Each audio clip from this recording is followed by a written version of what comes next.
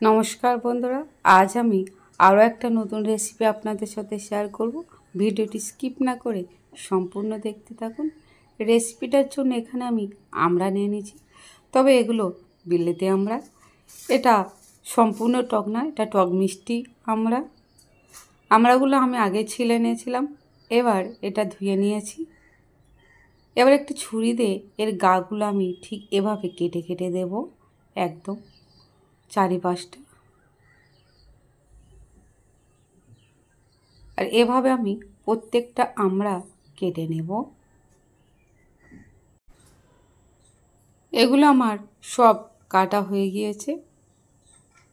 এবার এই জলটা ফেলে দিয়ে এর মধ্যে আমি নুন, হলুদের গুঁড়ো আর দিয়ে দেব সামান্য একটু লঙ্কা গুঁড়ো দিয়ে এটা খুব ভালো করে মিশিয়ে নেব। চলে যাব আমি নেক্সট স্টেপে। কড়াইতে দিয়ে দেবো সামান্য একটু সাদা তেল। আপনারা চাইলে এখানে সরিষার তেলটাও দিতে পারেন।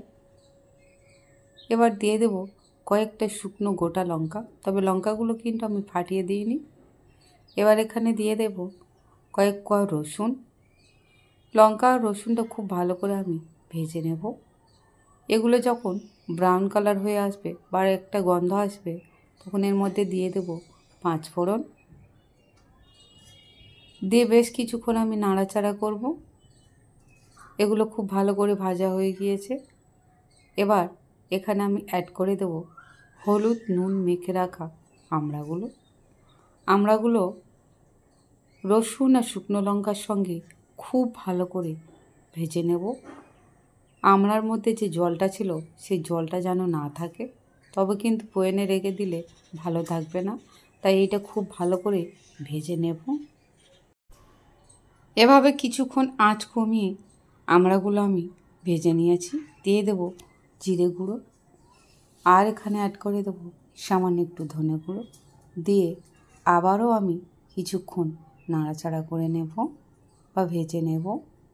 এবার এখানে দিয়ে দেব 1 কাপের মতো সরিষার তেল।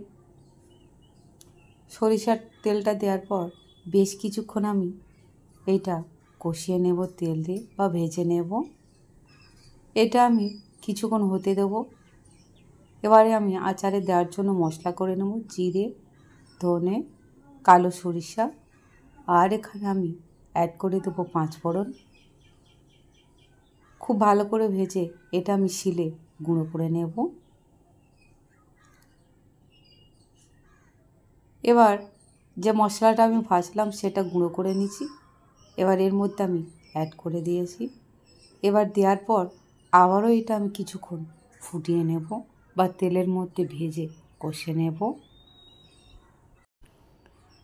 বেশ কিছুক্ষণ ফোটানোর পর খুবই সামান্য হাফ চামচের মতো চিনি এখানে অ্যাড করে দিলাম, যেহেতু আমড়াটা টক মিষ্টি। আর দিয়ে দেবো আর একটু সামান্য নুন।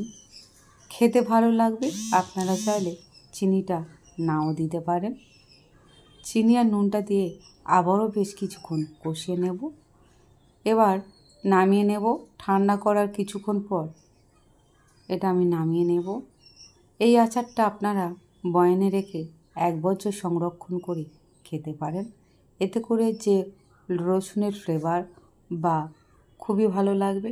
রেসিপিটি ভালো লাগলে লাইক, কমেন্ট, শেয়ার, সাবস্ক্রাইব অবশ্যই করবেন।